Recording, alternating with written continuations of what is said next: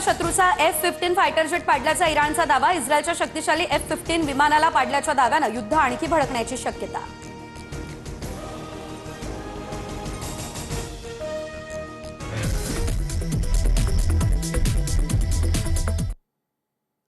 नमस्कार, मी सेजल पुरवार। या बातमीपत्रात तुम्हा सर्वांचं स्वागत। पुढे बातम्यांचा धावता आढावा घेऊयात 36 जिल्हे 50 बातम्यांच्या माध्यमातून। सिंधुदुर्गात उद्या आंबा आणि काजू उत्पादक शेतकरी मुंबई गोवा महामार्गावरती चक्काजाम आंदोलन करतील। शेतकरी नेते राजू शेट्टींच्या नेतृत्वात भव्य आंदोलन होणार। दरम्यान वैभव नाईक यांच्यासह देवगडमधील आंबा बागायतदारांना पोलिसांकडून नोटिसा। शेतकऱ्यांना काढलेल्या नोटिसा म्हणजे त्यांच्या जखमीवर मीठ चोळण्याचा प्रकार। नोटिसा काढून कुणीही मोर्चा थांबवू शकणार, माजी आमदार वैभव नाईक यांचा हा इशारा। आंबा बागायतदारांना हेक्टरी आता 5 लाख आणि काजू बागायतदारांना हेक्टरी 2 लाखांची मदत द्या। खराब हवामानामुळे आंबा आणि काजू पिकांचं नुकसान। भास्कर जाधवांची मुख्यमंत्री फडणवीसांकडे ही मागणी।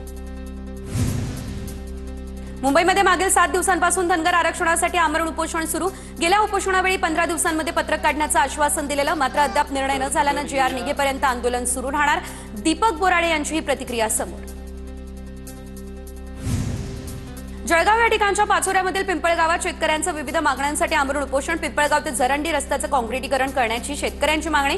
यावर लवकरात लवकर प्रशासनानं तोडगा काढावा हे आवाहन। धाराशिवच्या डोंगरेवाडीमध्ये टॉवर लाईन टाकण्यावरून कंपनीचे कर्मचारी आणि शेतकऱ्यांमध्ये बाचाबाची। योग्य मोबदला मिळत नाही, त्यामुळे शेतकऱ्यांना अंगावर पेट्रोल ओतून स्वतःला पेटवण्याचा केला प्रयत्न। योग्य मोबदला न दिल्यास आत्मदहनाचा शेतकऱ्यांनी दिला इशारा।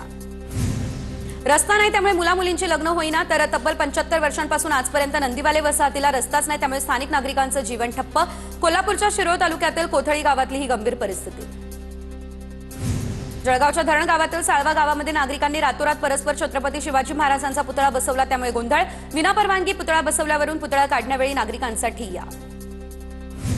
गोंदियाच्या किडनी पारमधील दारूबंदी आंदोलन प्रकरणात 13 आंदोलकांवर गुन्हे दाखल। परवानगी नसताना महामार्ग रोखल्याप्रकरणी गुन्हे दाखल, तर आमगाव तहसील कार्यालयासमोर मोर्चा काढत आंदोलन। भंडारा जिल्हा परिषदेतील दिव्यांग अधिकारी, कर्मचारी, शिक्षक आणि शिक्षकेतर कर्मचाऱ्यांच्या दिव्यांगत्वाची फेरतपासणी सुरू। जिल्हा शल्यचिकित्सक कार्यालयाकडे 46 जणांची बोर्डासमोर गैरहजेरी, तर जिल्हा शल्यचिकित्सकांनी सीओनकडे पाठवली गैरहजर दिव्यांगांची यादी। कोल्हापूर शहरातल्या शाहू मिलच्या जागेवर राजश्री छत्रपती शाहू महाराजांचं स्मारक करण्याबाबत चर्चा।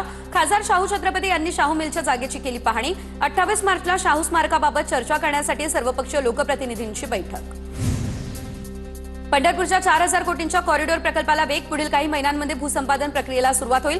संपूर्ण प्रक्रिया सीसीटीव्ही देखरेखीखाली पारदर्शक पद्धतीने करण्याची नागरिकांची मागणी। रत्नागिरीच्या लांजा शहराचा सुधारित विकास आराखडा प्रसिद्ध। गेल्या वर्षी 27 मार्चला प्रसिद्ध झालेल्या आराखड्याला लांजा ग्रामस्थांनी केलेला विरोध। आराखड्याविरोधात 1,500हून अधिक हरकती। नंदुरबारच्या शहादा नगरपालिकेचा थकबाकीदारांवर कारवाईचा इशारा। मालमत्ता कर न भरल्यास जप्तीची कारवाई होणार। कर न भरणाऱ्या धारकांची न जोडणी खंडित करण्याचा प्रशासनाचा इशारा। 31 मार्च नंतर थकबाकीदारांवरती अतिरिक्त आर्थिक भार लागणार। 12 वर्षांपूर्वी मृत झालेल्या व्यक्तीला कामावर ठेवल्याचे दाखवले, मजुरी देखील दिली। चंद्रपूरमधल्या धाबा ग्रामपंचायतीच्या कारभाराचा माहितीच्या अधिकारातून भांडाफोड। मृत व्यक्तीच्या नावे काढलेल्या 7,200 रुपयांचे देयक कुटुंबियांना मिळालेले नाही। अमृत भारत रेल्वे स्टेशन योजनेमध्ये चाळीसगाव रेल्वे स्थानकाचा समावेश। सध्या स्थानकावरील काम प्रगतीपथावर। येत्या 3 ते 4 महिन्यांमध्ये स्थानकाचं लोकार्पण होण्याची शक्यता। 10वी आणि 12वीच्या परीक्षेत कोकण बोर्डात एकही कॉपीचा प्रकार घडला नाही। यावर्षी सीसीटीव्हीच्या माध्यमातून परीक्षा घेतल्या। रत्नागिरी आणि सिंधुदुर्गातून 27,000हून अधिक विद्यार्थ्यांनी परीक्षा दिली। नंदुरबार जिल्ह्यातील आश्रमशाळांमध्ये आधार बेस हजेरी सक्तीचे। शिक्षक आणि शिक्षकेतर कर्मचारी गैरहजर राहिल्यास थेट वेतन कपात। मात्र सातपुड्यातील दुर्गम भागात नेटवर्क अडचणींमुळे अंमलबजावणीवर प्रश्नचिन्ह। बीडच्या खालापुरी गावात गेल्या 3 दिवसांपासून डोळ्याला काळीपट्टी बांधून गावकऱ्यांचं उपोषण। बंदूक धारदार शस्त्र बाळगणाऱ्या गावगुंडांवर पोलिसांकडे तक्रार दिल्यानंतर MPDA अंतर्गत कारवाई करण्याची मागणी। अकोला जिल्हा सामान्य रुग्णालयात उष्माघात कक्ष कार्यान्वित। उष्माघातग्रस्त रुग्णांवरती तात्काळ उपचार करण्याची आवश्यक सुविधा दिली जाणार। अकोला शहरात 90 लाख रुपये खर्च करून तयार करण्यात आलेल्या सौंदर्यीकरणाची दुरावस्था। अकोला महानगरपालिकेकडून अशोक वाटिका चौक ते जिल्हाधिकारी कार्यालयापर्यंत करण्यात आलेले सौंदर्यीकरण अवघ्या 2 वर्षांमध्ये मोडकळीस। गॅस पुरवठा न झाल्यानं आठवडाभरापासून जळगाव शहरातील 5ही LPG गॅस पंप बंद। कंपन्यांकडून गॅस पुरवठा होत नाही, त्यामुळे गॅस पंप बंद ठेवण्याची वेळ। गॅस संपल्यानं रिक्षा चालकांच्या अडचणींमध्येही वाढ झाली। गॅस तुटवड्याचा उद्योगांवर परिणाम होणार। LPG स्टॉक संपायला आला, त्यामुळे अनेक उद्योग बंद पडण्याची शक्यता। हिंगणा MIDC मध्ये 1200 वर उद्योग धोक्यात। अहिल्यानगर या ठिकाणी औद्योगिक वसाहतींमध्ये उद्योगांना गॅस पुरवठा होण्यासाठी मंत्री राधाकृष्ण विखे पाटलांच्या उपस्थितीत बैठक। उद्योगांना क्रमानुसार गॅसची उपलब्धता होणार। बैठकीमध्ये मोठ्या संख्येने उद्योजक सहभागी। इगतपुरीत व्यावसायिक गॅस सिलेंडरचा तुटवडा। 3 स्टार हॉटेल मानस लाईफस्टाईलवरती मोठा परिणाम। कोळशाच्या भट्टीवरती इंडक्शन जेवण तयार करण्याची वेळ। जळगावच्या 40 गावातील महाशब्द मेस पुन्हा सुरू। इंधन टंचाईमुळे गेल्या 8 दिवसांपासून मेसचं कामकाज पूर्णतः होतं बंद। स्थानिक प्रशासनाने मेस चालकांना इंधन उपलब्ध करून दिले, त्यामुळे मेस पुन्हा एकदा सुरू। बदलापुरात व्यावसायिक सिलेंडरचा काळा बाजार होत असल्याचा लहान हॉटेल व्यावसायिकांचा आरोप। उन्हात चुलीवरती जेवण बनवल्यामुळे कामगार आजारी पडतात। सरकारने सिलेंडरचा काळा बाजार थांबावा, लहान हॉटेल व्यावसायिकांची ही मागणी। भंडाऱ्यातील 109 वाळूघाट पुन्हा सुरू होणार। राष्ट्रीय हरित लवादाच्या मुख्य पीठाकडून ही याचिका निघाली। या निर्णयामुळे जिल्ह्यातील वाळू उत्खनन क्षेत्राला मोठा दिलासा देखील मिळाला। लातूर पोलिसांनी शेतकऱ्यांच्या बांधावर जाऊन 49 जुने वाद सामंजस्याने मिटवले। शेती आणि शेत रस्त्यांचे अनेक जुने वाद मिटवण्यासाठी लातूर पोलिसांची ही मोहीम। वाशिमच्या वानोसामध्ये पाणी टंचाईचे गंभीर संकट। जलजीवन मिशन अंतर्गत सुरू असलेल्या नळ पाणी पुरवठा योजनेच्या कामाला झालेला विलंब। मुदत उलटूनही काम अद्याप अपूर्ण, त्यामुळे ग्रामस्थांमध्ये तीव्र नाराजी। सिंधुदुर्गच्या सासोली गावात ओंकार हत्तीचं दर्शन। हत्तीच्या हालचालींवर वन विभागाचं लक्ष। काजू हंगामामध्ये हत्तीचं दर्शन झालं, त्यामुळे शेतकऱ्यांमध्ये भीतीचं वातावरण। बुलडाणा जिल्ह्यातल्या लोणार तालुक्यातील पारडा दराडे गावात गारपिटीचा तडाखा। अवघ्या 20 दिवसांमध्ये कलिंगडाचं उत्पादन हाती येणार, तोच फटका बसला, त्यामुळे शेतकऱ्यांचं लाखोंचं झालं नुकसान।